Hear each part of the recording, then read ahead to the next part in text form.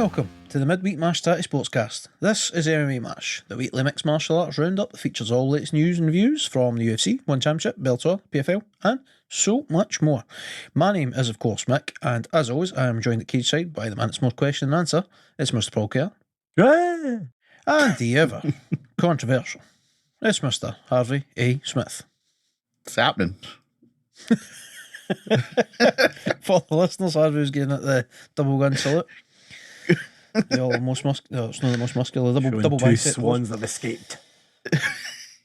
So once again, the intro is going the way of here's all the things we talk about, but this week it is just the UFC again. So it seems to be this kind of summer holiday period where other organisations are either just taking tons of time off or they're taking like excess time off between events. So it is all about UFC 279 this week, and by Christ, there's not a lot to talk about. So I think without further ado, let's just go straight into it. Let's get it on. So where do you even begin with this, man? The Rami. So if you've not heard about it yet, you must have been living under a rock, or maybe you're a bit more a casual fan. You just stick the fights on once they're on. On Thursday, leading into the pre-fight leading into the pre-fight post conference on Thursday over in Vegas, something was said between Khamzat Chimaev and Kevin Holland. So they'd been beefing online. Chimaev and Holland go into it backstage before the press conference, and it led to the point where Chimaev was trying to kick and punch Kevin Holland. He was being restrained, and he was still kicking at him while being restrained. Then somehow or another, Paulo Costa and whoever he was with, and the Diaz brothers and their crew all got involved, and there was chairs getting flung about, there was water bottles getting flung about, words getting flung about, punches and kicks getting flung about. It was all getting flung about. It was all happening. I don't know how long it went on for. I don't think it lasted that long before it got split up, but it was pandemonium for a short time, and ultimately that resulted in the press conference getting cancelled, which might be a UFC first. I believe they said it was a first. Yeah. Mm-hmm. So there's been kind of disagreements and sort of rammies and the like before and after pre-fight press conferences that have kind of spilled over into the press conference and stuff. Mm-hmm. So they've like cut stuff short, or they've like took guys away and not let them be a part of it because they were causing drama. But I can't remember press conference ever been cancelled. No, I don't remember it, but I think Dana White said for the first time, right, he's cancelling the press conference. So it's crazy that the way it all happened, and that he felt he had to cancel it, because he even said when he was cancelling, it's like it's not safe. You guys aren't safe. Like, believe me. Like, when I say you're not safe, like, aye. Then Tony Ferguson. Did you see the videos of Tony Ferguson? Like, after they cancelled it, and he came out. And, right. And he was on the stage, and he was like, "Next question, please." He was just fucking out the fans and that. So he was. That was after Dana had cancelled it. He was out there entertaining. He's an interesting character, this Tony Ferguson, man. He's different. Let's just say that. You would think, well, that was a lot of drama. Let's talk about the fights. Let's get into the fights, but there was more to come, man. So Crazy Rami on the Thursday. Then we go into Friday. So Friday morning over in Vegas, weigh-in morning. And rumours start to fly about that Khamzat Chimaev is struggling with his weight cut and he's not going to make weight. So, of course, Chimaev was meant to be in the main event versus Nate Diaz, and Nate Diaz's last UFC fight. Last fight on his contract.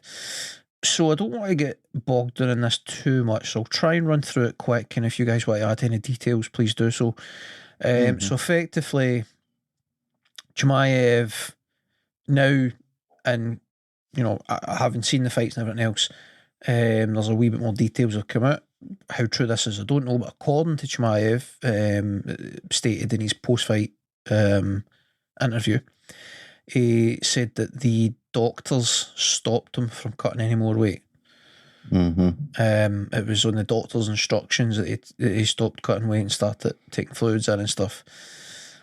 I don't think I personally believe that, but I've not got any evidence to back that up beyond saying take a look at the video of him weighing in, because that didn't look like a guy that was in death's door or anything. But that aside, just the quick sort of ins and outs of it, Chimaev comes in towards the end of the allotted sort of time limit to go in and weigh in, and he weighs in at 178.5. So he needed to weigh in at 171 or less to qualify to fight at welterweight, right? So I've seen it before, but I'll quickly mention it again.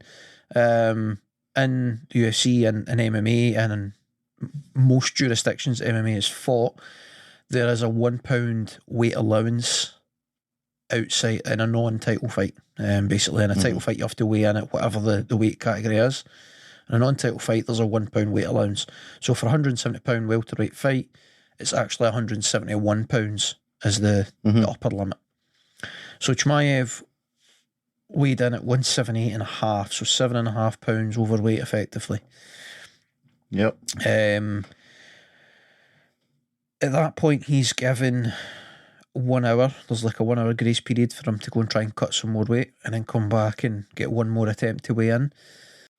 His team made it known that Chimaev couldn't cut any more weight, so he wasn't going to use that 1 hour allowance.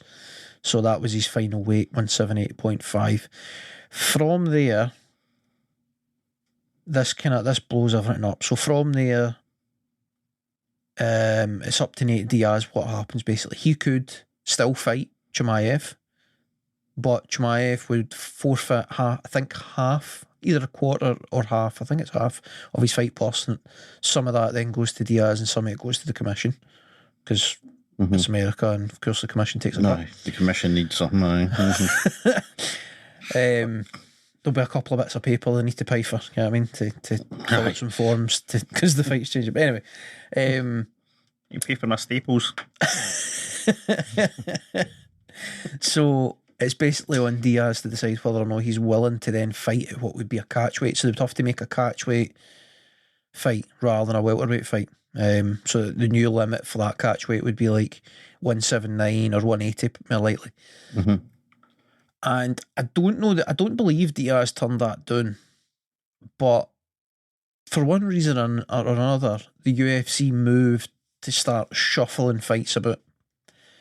So what's ended up happening is Tony Ferguson was also on the card. He was supposed to be fighting Li Jingliang, the Leech. So he was pulled from his fight. His fight was a welterweight fight, so he'd weighed in at 171. He was ready and willing to fight at welterweight. So they've pulled him from his fight and put him in the main event with Nate Diaz. Epic, fantastic, love that matchup. That's a matchup that should have happened years ago. So that's a fantastic 5-round main event. Then they've taken Kevin Holland, who now has this very public beef with Khamzat Chimaev. He's been taken for his fight with Danny Rodriguez, and he's been put into the fight with Chimaev in the co-main event. The only way they could get away with doing that is for whatever reason, Kevin Holland and Rodriguez were meant to be fighting at £180 catch weight. So that meant that Kevin Holland actually weighed in at 179.5. So he's within a pound of Chimaev, meaning that they can pull that fight off.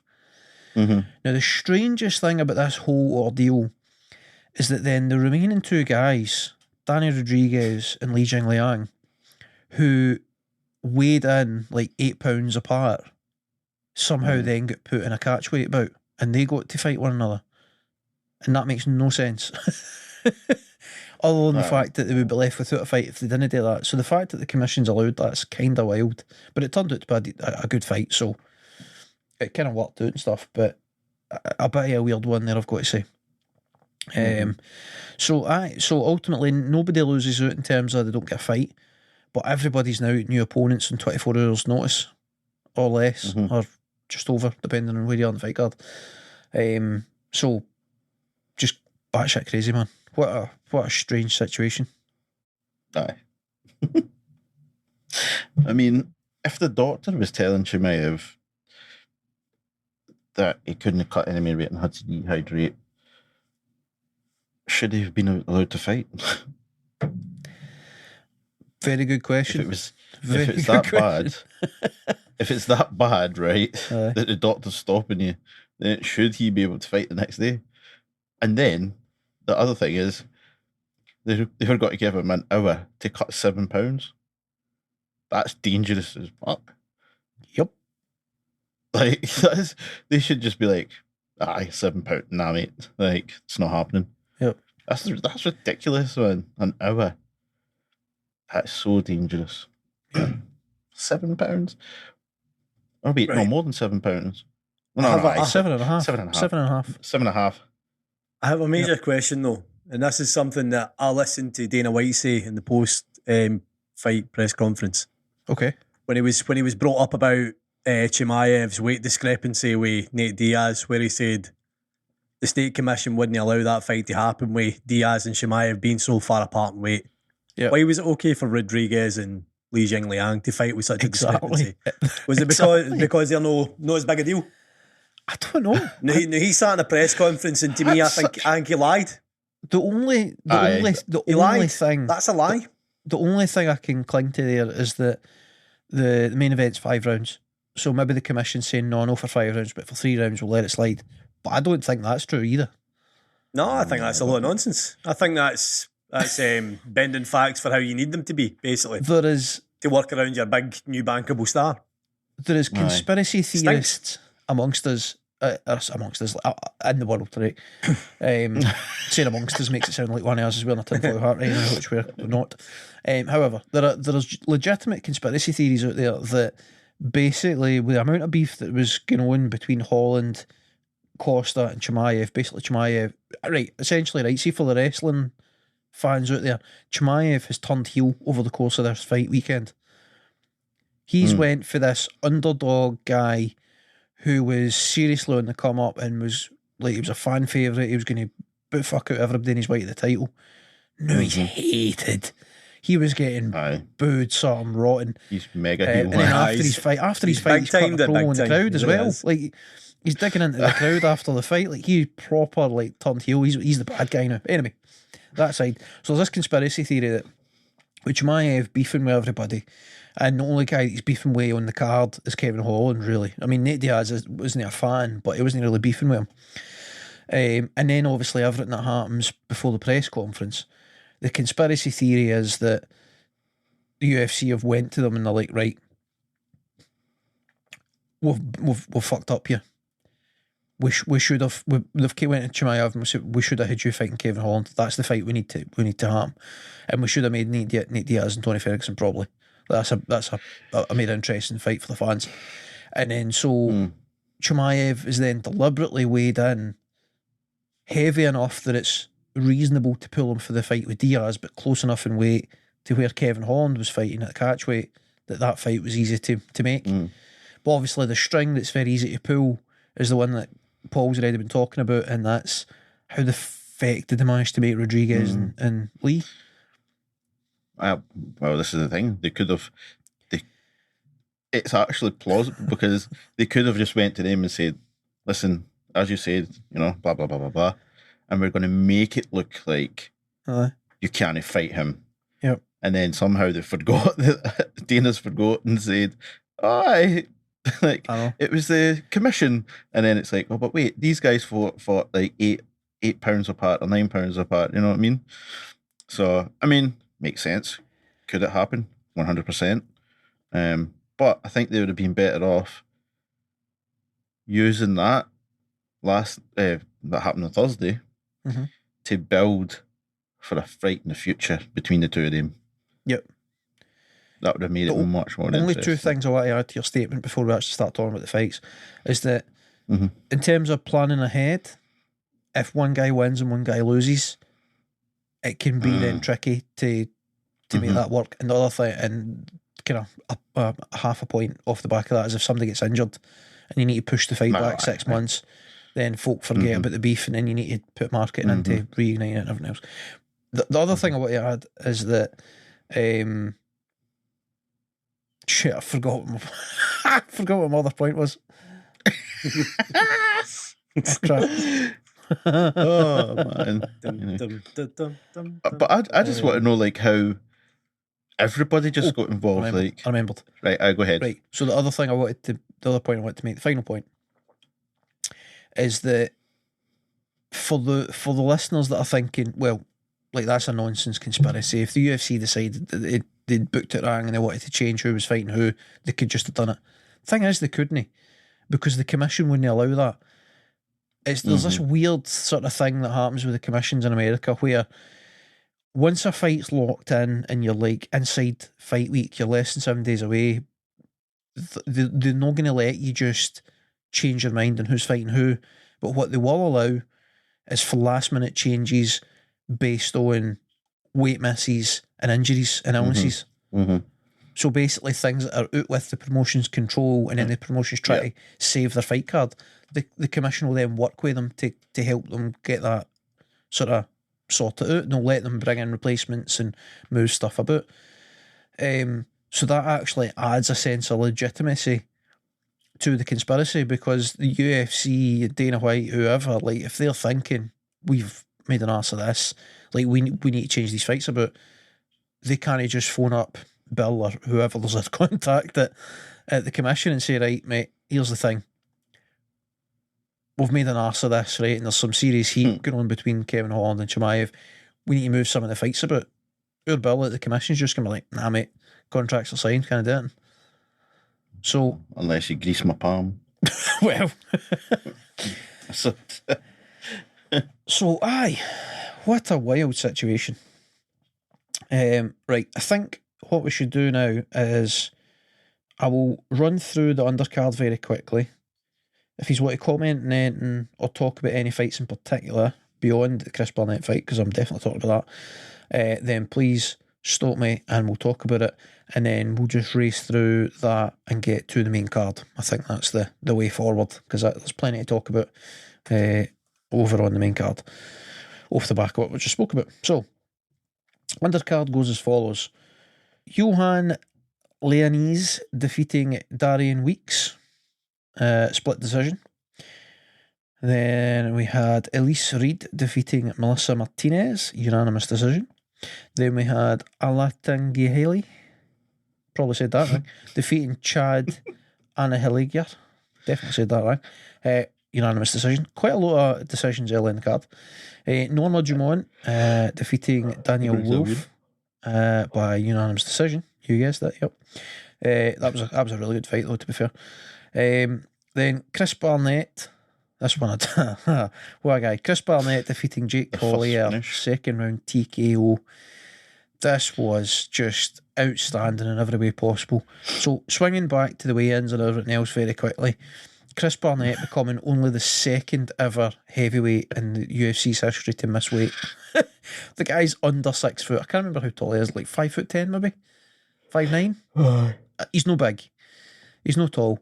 No. Oh, he's big. No, right, let me rephrase. He is big, but he's no tall. He's definitely big. He's rotund. Okay. He's a round, 5'9", happy, lovable fellow. 5'9" for fuck's sake. Outstanding. That's ridiculous. Do you know what that is? that is me somehow missing weight as a heavyweight in the UFC. How does that make sense, man? I mean, like, to be fair, I'm heavy enough to be within the heavyweight weight class, but I'm nowhere near the weight limit. How is he missing weight?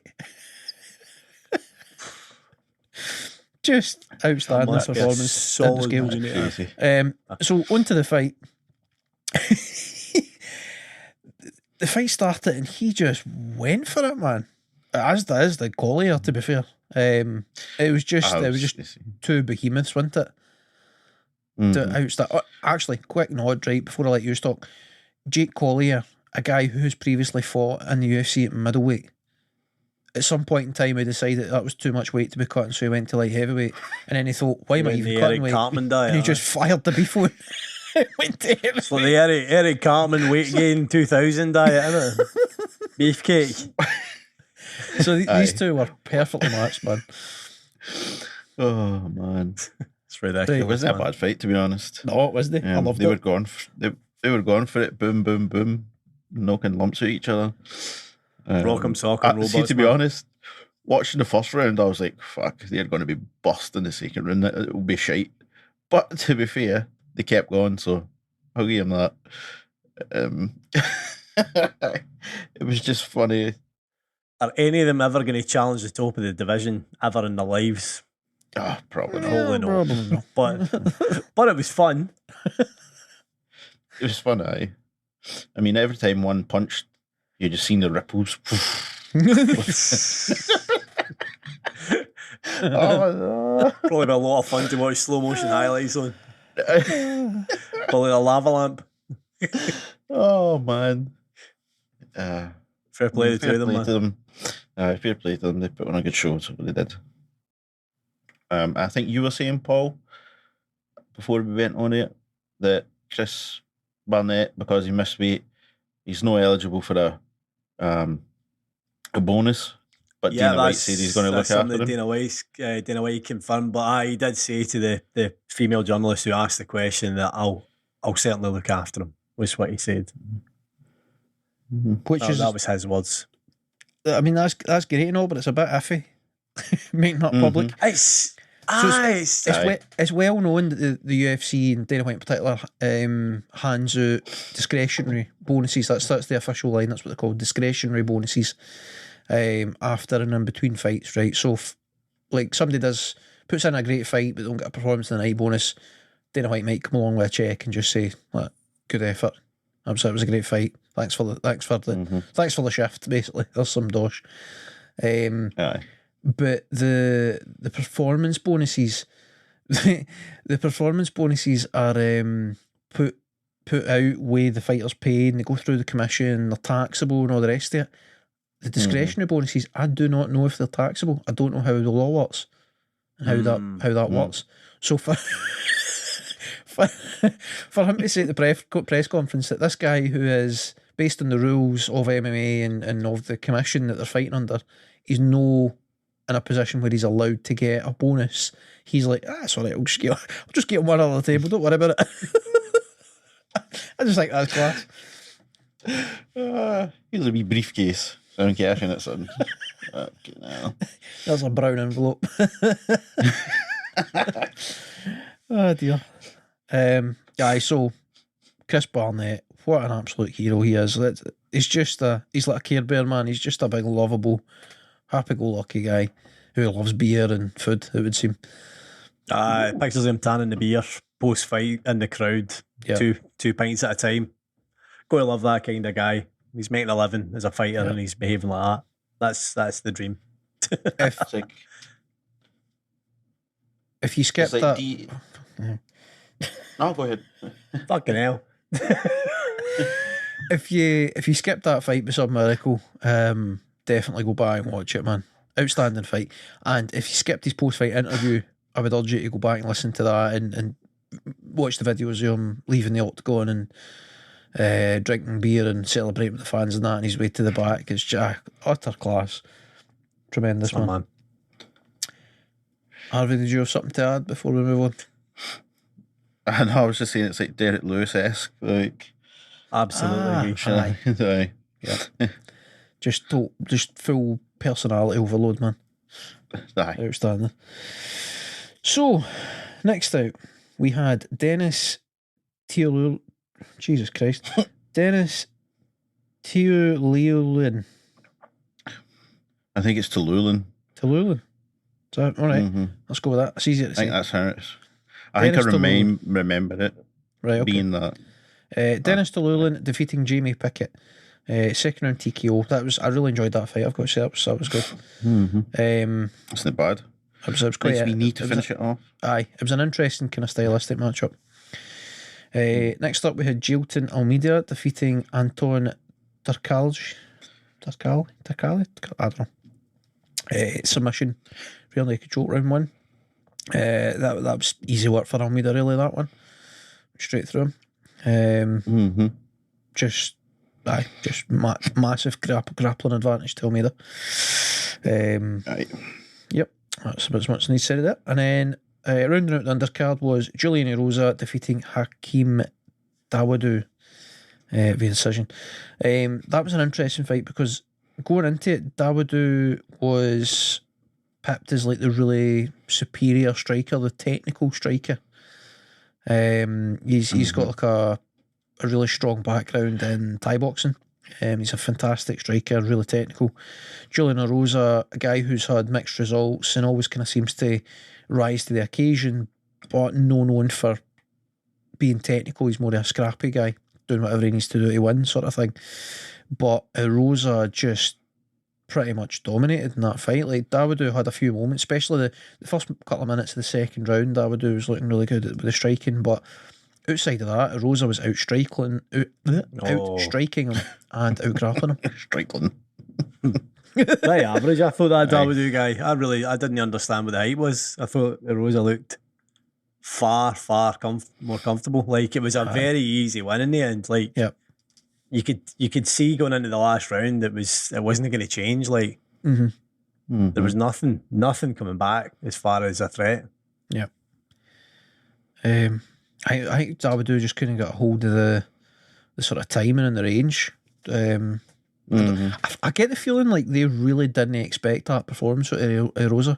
I don't think they game planned for that kind of performance with him at all. And Dawodu wasn't able to adjust. He did seem to just not quite accept what was happening in front of his very face. Yep. But I props to Erosa, man. He looked really good. Looked great. Yep. So that brings us on to the main card. Main card opener was the return of Johnny Walker taking on Ion Cutelaba.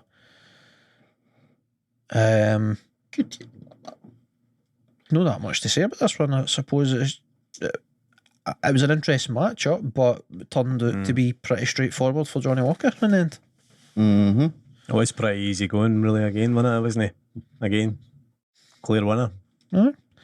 The most interesting thing that for me was that Cutelaba just kind of walked through the striking of Walker. Like Walker being the bigger, longer guy, you would expect him to be able to use his range, keep the fight at distance, and because he's a good striker.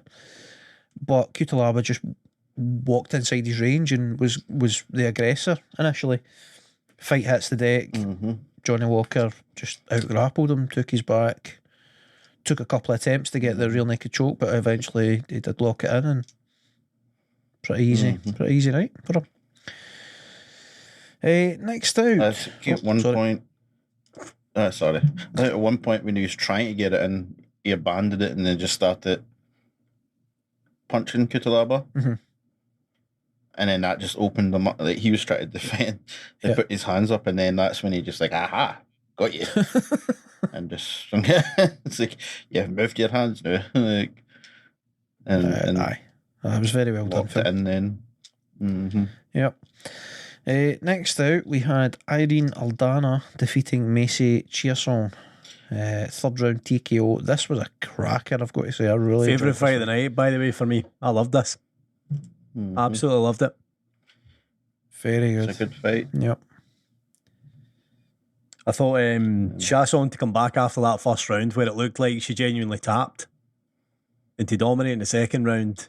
And then obviously I've never seen a fight end like that with a kick to the liver where it just totally switches somebody off. Right. Like she just at the time I was like, oh, what? I would say even the commentators were confused.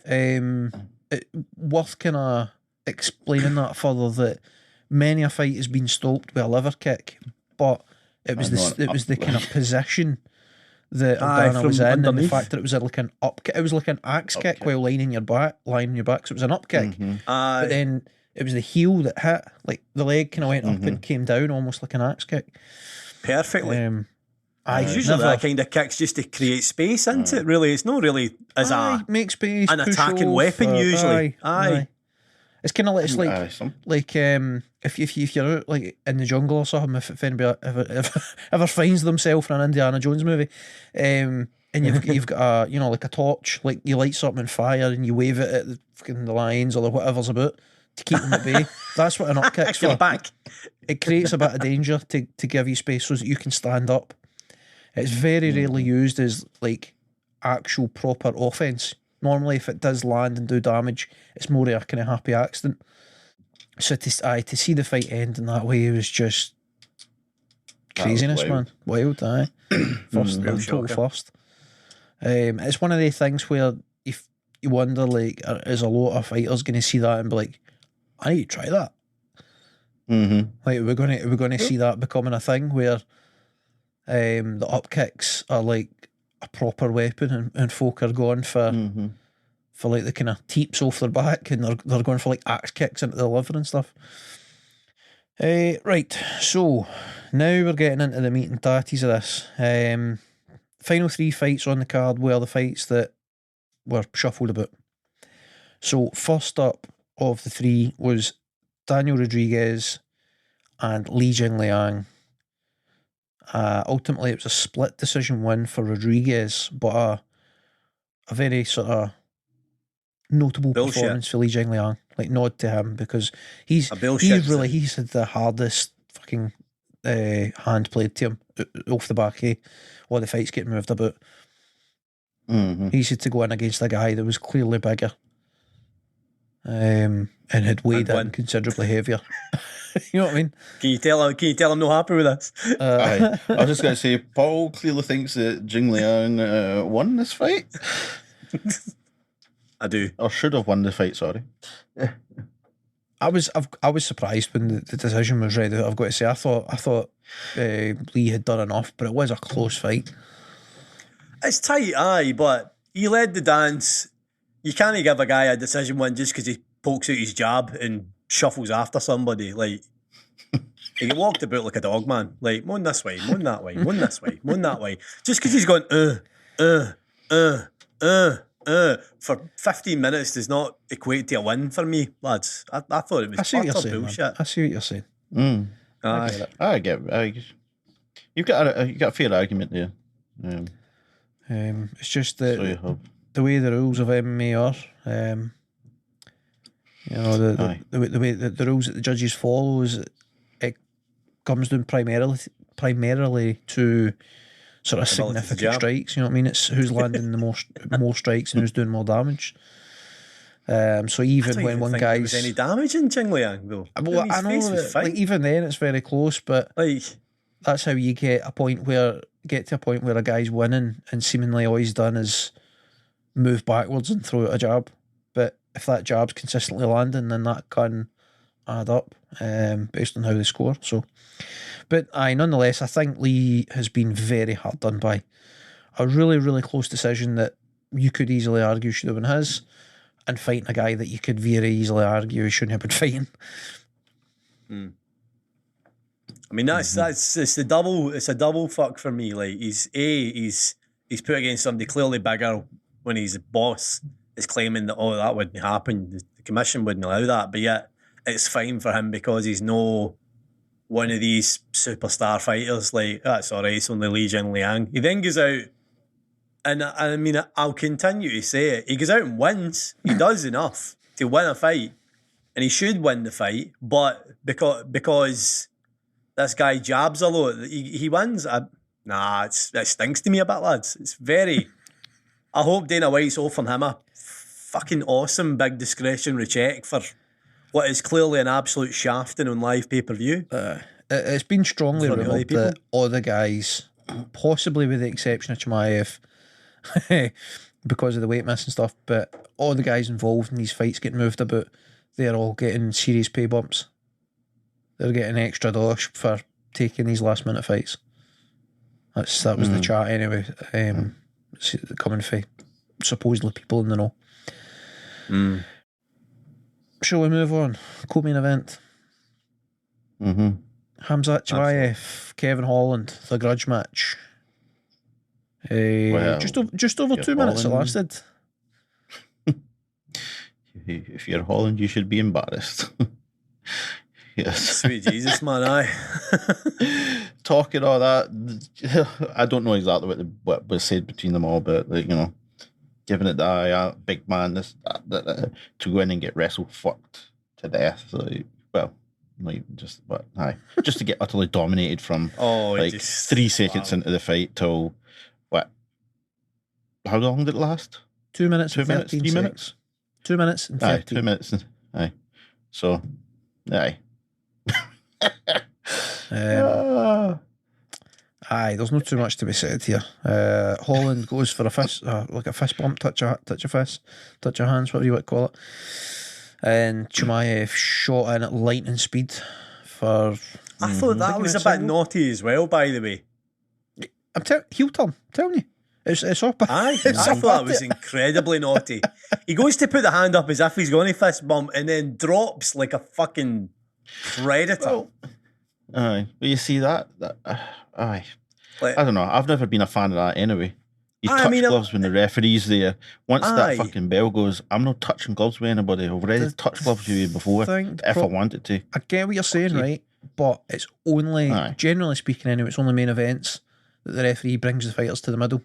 To do so generally speaking, that is the first chance to get under kind of fight conditions, if you will, to do the sort of fist bump. So, but no, I know what you mean, man. Once that the bell rounds or whatever, second, third. Once whatever it is that's starting the fight goes, whether it's a clapper or a bell or whatever, once that happens, then it's defend yourselves at all times.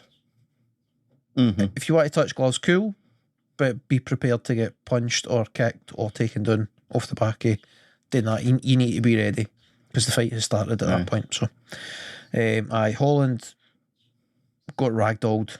It hit the deck, and then Chimaev went for a Darce choke. Holland defended the Darce choke very well. Chimaev regripped, went again. Holland defended very well again. Chimaev just continued to roll, and then eventually locked it up, and that was that. Kevin Holland had to tap out before he went to sleep. It was like watching a crocodile attack a bloody, I don't know, something on land that's shite. Just death rolled him. He just death rolled him. A crocodile and a baby buffalo. There you go. Bloody death roll at him. It was just death roll after death roll until he tapped, wasn't it, man?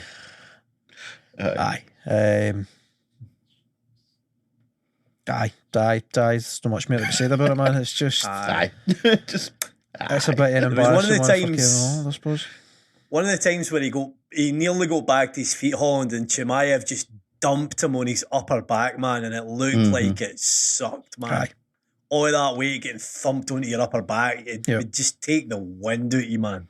Yeah. Mm-hmm. I've not heard any talk injuries or anything for Kevin Holland, but I do have to say that after the fight, he was walking as if he was carrying some sort of injury in his back or shoulder or something. He looked hurt. So I would imagine it's for that. I think that slam messed him up. Aye. Mm-hmm. I think it did. You could see him holding his, I think it was his left shoulder or his right shoulder. Well, he's only got 2 fucking shoulders. But he was definitely looking hellish. His middle shoulder.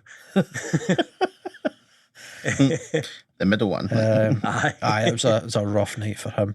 And then Chimaev just jumping about, celebrating as if he's just won the title and getting on the mic and shouting at the crowd and everything. Just wild. Aye. Craziness, man. See, if and when he fights for a title, like the heat in him's going to be unreal, especially like if he's fighting. So obviously you've got Usman's just obviously dropped the title to Leon Edwards at welterweight. So we need to see what's happening there. So potentially Usman regains that, and then you've got an American for him to face, in which case, if it happens in America, the fans are going to be calling for death, basically. Aye. If it's Leon Edwards and then they do the fight abroad, like no in America, is what I mean to say. I don't quite know how it goes, how the fans will be and stuff. I don't know. That's interesting. And then if it's a middleweight, because he seems keen to still go between welterweight and middleweight, does Chimaev. Middleweight's a whole other kettle of fish, man. Obviously, Izzy's got that on lock, but Alex Pereira might have something to say about that. I think that the easier route to the title is definitely at welterweight for Chimaev. Very much so. But But he's ranked number 3. Dude is a beast. So it's going to be very interesting to see what the UFC do with him next. I've got to imagine they very much lean on the heat that's on him, and they'll probably get him back in there fairly soon, I would think. Dana White was asked market him to the house. Covington and him, by the way. Sorry? Covington and Chimaev next. Dana White was asked about, but then he says, I really don't know, because obviously he's missed weight, so I don't know if that's right. Because obviously Covington would be like kind of number 2 or whatever, is he? Kind of number 2 so, rankings. So the rankings are obviously Edwards is champion, and Usman's number 1, Colby is 2, and Chimaev's number 3. Right. So that would logically be the next step, wouldn't it? Would be us. Usman will obviously get his rematch against. So the thing is, Colby Covington's not getting another title shot if Usman wins the belt. If he regains his belt, then Covington's lost twice to him. He's not getting another look. Not unless he goes and dominates the rest of the division for a year. So for Covington, if you wait until the title fight happens, like the rematch, assuming that is next, if Leon Edwards wins again, if he regains the title, he's able to defend it, then it would make a certain amount of sense to kind of hold Covington back and let him be the challenger, because he is the kind of next top guy. But then that means that Chimaev's got to fight somebody that's in like 4th or 5th in terms of the rankings in the meantime. That would be Gilbert Burns or Bilal Muhammad. So Bilal Muhammad would be the obvious choice. But Bilal Muhammad's coming back for injury, and Gilbert Burns was obviously Chimaev's last fight. I wouldn't be mad at a rematch between them, but I don't think it's really warranted at this stage. I mean, there's questions there about it, certainly. Like, as far as like deserving for Burns. Aye. Burns done enough to merit another show at him, certainly. It was a very close fight, aye, but I think for a business standpoint, you want to wait until Chimaev is champion, if he's going to become champion. Aye. Then that is a fight that's very easy to sell. Aye, very true. It's probably worth more then. Don't know what way to go. It'll be interesting to see. I would definitely want to see Chimaev and Usman. Aye. If there's anybody in that division who can stop the wrestling, it's Usman. But Cunny, though, is the question. Aye. But Cunny. Exactly. That's what I want to see. I want to see if it's, I'm one of the drama, man. I think I would give the advantage to Usman in terms of the striking, but I don't think there's that much in it. So, aye, that would be a massively interesting fight. Anyway, moving on. Main event. The fight that could have happened at any moment over the last 15 years. A fight that I've wanted to see for a long time. Nate Diaz, Tony Ferguson. It was a 5-round main event. It went to the 4th round. Ultimately, it was a submission via guillotine choke for Nate Diaz. 2 minutes 52 seconds, round 4. Nate Diaz gets his swan song. He gets to leave the UFC on a high, on a victory, winning a performance of the night bonus. Just movie moment again. Movie moment, man. Just amazing. Movie moment, pantomime. It was hilarious. Man, I'm sitting watching the fight, picturing myself laughing at some of the parts, Nate Diaz just doing Nate Diaz stuff. Yep. Just leaning against the cage. Yep. Just walking about the outside of the ring, like the ref's trying to tell him to come back and fight. He's like, nah. I think he was talking to Dana White at one point. I don't know. He was talking to somebody on the outside.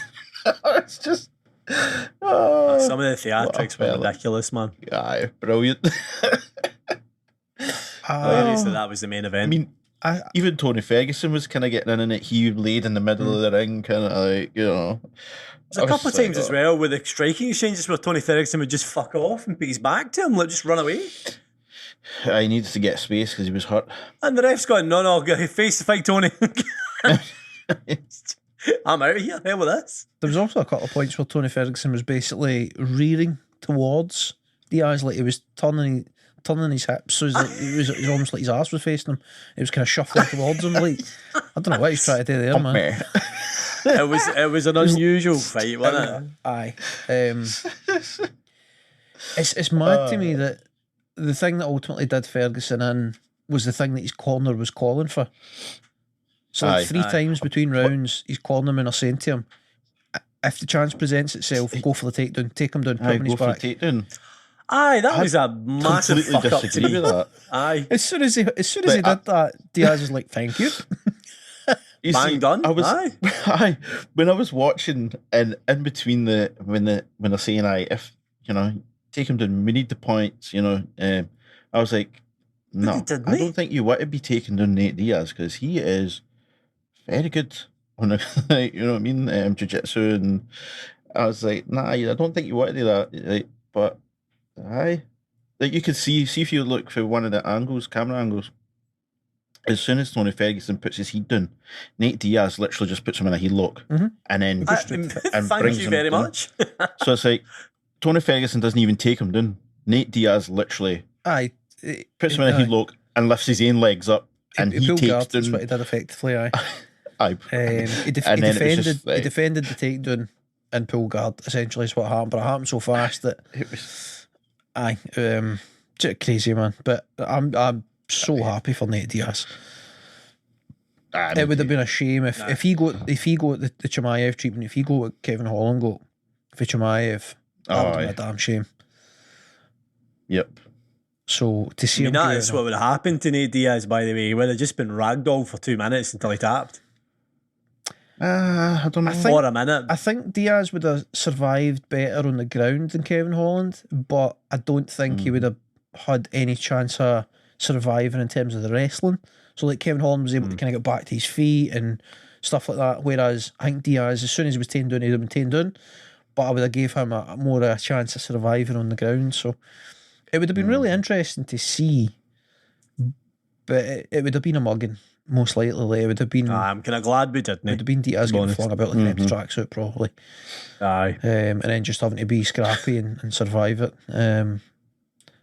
Which wouldn't have been a nice way for him to kind of bow out of the UFC. But so he gets to leave in this big high, and he's talking about going to dominate another sport. Like he's going to go and try and get some boxing fights, and God knows what else. He's talking about like, getting into kickboxing and stuff as well. Like I don't know what he does next, but. Like he's in a great position to go and make some serious money. Aye, like, good on him. He is. If there's very remarkable name. Outside of Anderson Silva murdering Jake Paul, if there's any fight I want to see a Paul brother in, it's against Nate Diaz. I want all of that. I want to see the build up. I want the press conferences. I want all of that, man. I want Diaz. I want Nate Diaz Stockton slapping Jake Paul in boxing gloves. Aye, love it. But aye, are you confident that Anderson Silva beats Jake Paul? I shouldn't have brought this up. Let's leave that immediately. Well, anyway. No, so if he, you asked a legit question, so I'll answer. Right. I'm confident that if Jake Paul doesn't land a massive right hand, Anderson Silva will eat him alive. He's too good, he's too fast, he's too technical. He will pick Jake Paul apart. However, unfortunately, Jake Paul has legit punching power. And Anderson Silva does not have the chin that he once had. So it is entirely possible that Jake Paul can stop Anderson Silva. As much as it pains me to see it. Yep. If they boxed, and if you had a time machine and you could go and grab Anderson Silva for 15 years ago, it would be hilarious to watch. He would toy with Jake Paul. He would eat punches all day long just to wind him up, and he would pick him apart. But now, there's a chance that if he's careless, Jake Paul catches him and it's not good.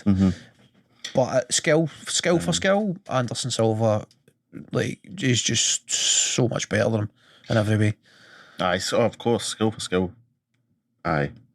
But this is what I mean. I've said it a few times. This is what the Paul, their team, the Paul brothers, their team are who are, you know, they're very good at picking fights that they can actually win. Mm-hmm. And not only that, because of the name of Anderson Silva, is going to give him more credibility, I would say. Yep. Unfortunately, because he's beat. So, do you know what I mean? Yep. So it's just clout chasing. Aye, clout chasing. Yep. If he loses, he can spin it. I lost to a legend. Mm-hmm. Like I hung in there with him for I lasted X amount of rounds with the best like, MMA fighter ever. Aye. It's smart business. Aye. But aye. You can't hear him. I'm seriously rooting for Anderson Silva, man. That guy was my hero for years. So please, Anderson, beat the shit out of him. Mm-hmm. So can I just ask back onto MMA? Ask a question. So obviously Shane Burgos and Thiago Santos have both left UFC and went to PFL. Mm-hmm. You think that more of the roster will kind of try and follow suit? I mean, for a time, we're entering into a time period. There was guys like Rory McDonald and Anthony Pettis. Who else was an early adopter? The French Canadian Aubin Mercier. Who else? A wee bit more recently, you had Jeremy Stevens, I believe, went over. There's a few of them went over, right? Like the likes of Rory McDonald and Anthony Pettis as well, I believe, went via Bellator before they went to PFL. They had stints there, but nevertheless, there was a few kind of early adopters. But now we're at a point where there's enough bigger names in the PFL that it's like a legitimate. It can be seen a bit more legitimately. They've got a wee bit, it's going back to clout. They've got a bit more clout because they've got more kind of big name, high profile name fighters. Their format isn't changing, the money's not changing, but they are filling out their roster and they're adding divisions, and they're also expanding. So obviously there's their next year they're supposed to be launching PFL Europe. So that means that some of the guys that have fought, like Stevie Ray, who's going into the final for the lightweights this year, some of these guys will next year likely transition to PFL Europe because they're based in Europe.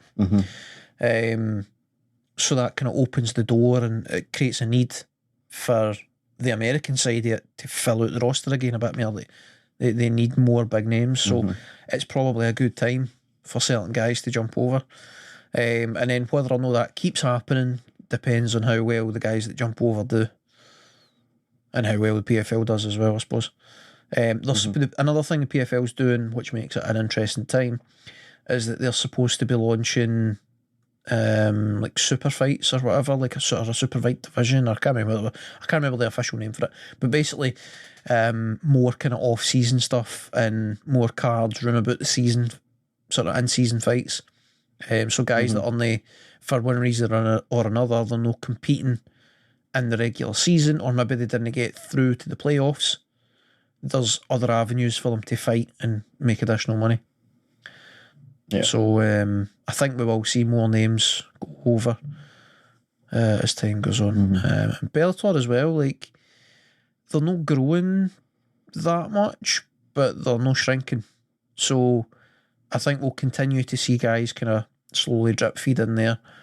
And if the only thing with Bellator is that they continue to focus on bringing newer guys in, and they've got a bit of the WWE approach for like looking at the wrestling side, where they love to bring in guys for other sports, like amateur wrestlers or whatever, guys that have kind of built a name elsewhere, and then they try and kind of get them under a contract where like most of their MMA career is spent under the Bellator banner, rather than letting them go and fight their way up in smaller organisations, same as anybody else does, and then bring them in once they're at a certain kind of level in the professional game. So they're doing things a bit different. But I kind of forget what the original question was, but I think more guys will go to PFL. Hope that answered it. That was the question. Original question. Well, follow suit for the UFC straight over Right. to. Yeah. So to answer your question, yes. Cool. Right. So what an eventful weekend, man. Craziness. Next week, kind of same again. No with the craziness, but with the fact that it's just UFC on. It's UFC Vegas 60 next week, September 17th. It is at the UFC Apex in Las Vegas. And I don't know, I feel like I had something else to say, but I don't know what it is. So, very quickly, looking at the card, how are we doing for time? Not bad. Right, so, very quickly looking at the card. On the undercard, we have Maria Agapova versus Gillian Robertson. Loma Lukbunmi, tremendous name, versus Diane Belbita.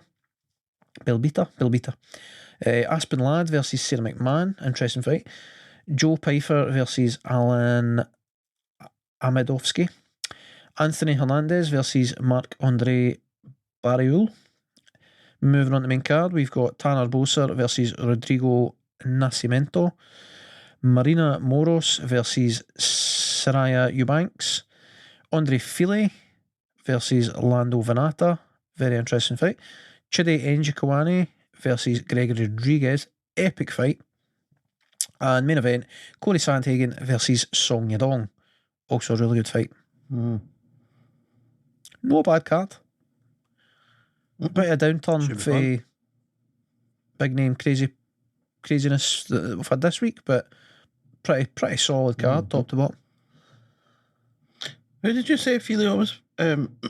Andre Fili. Andre Fili is fighting Lando Venata.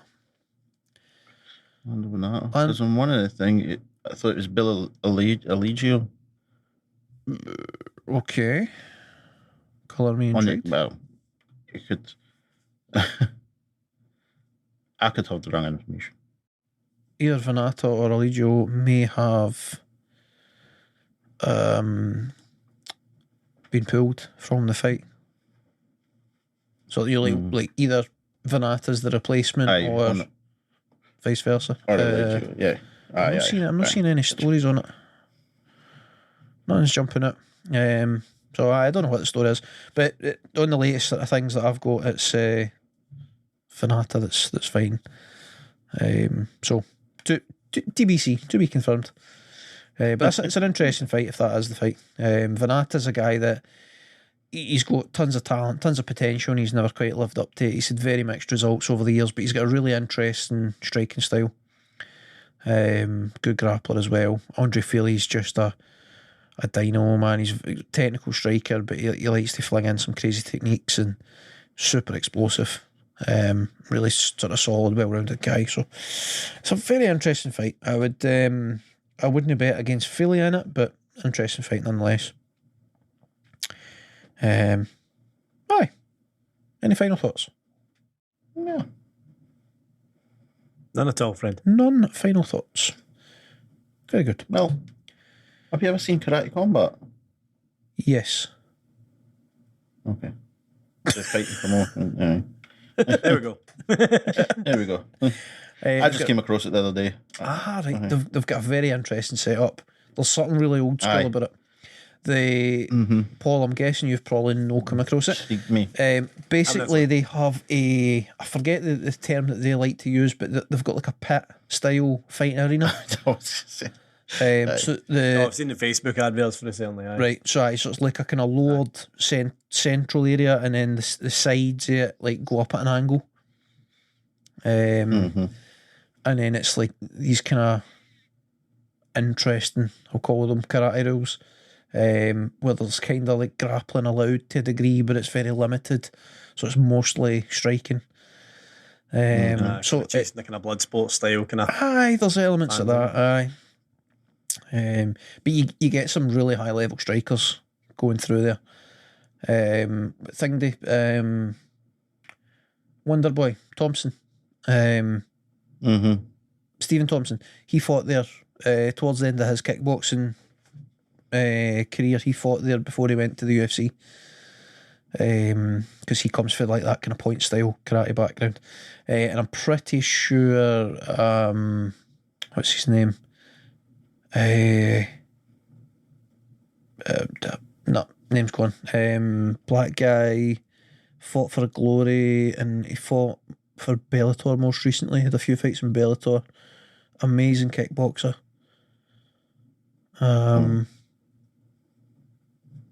He goes with Sage Northcutt's sister. Random information that's completely useless to use, I know. Sexual Sage. Nope, cannot remember his name. I need to Google it. Damn it. Bellator. Sweet Jesus, she's nearly as many abs as her brother. I can't believe that. How's that possible? I'm looking at Colby Northcutt. Like, what? How's that possible? Raymond That man Daniels. is the most cut Raymond man in the world. Daniels. Raymond Daniels. Raymond Daniels. He's a Sexual tremendous Sage. kickboxer. Sexual. He comes from a points karate background as well. He's had a few knockouts in that karate combat thing. He's famed for like turning side kicks and spinning back kicks and the like. He's got amazing striking. Anyway, that was a black hole there, Harvey. Do you know what I mean? Right. If you have been, thanks for listening. Sorry for the waffling at the end there. I've been Mick. They've been Harvey and Paul. It's been a pleasure as always. We'll see you again next week. Cheery bye, driver. Driver. Let's look bye.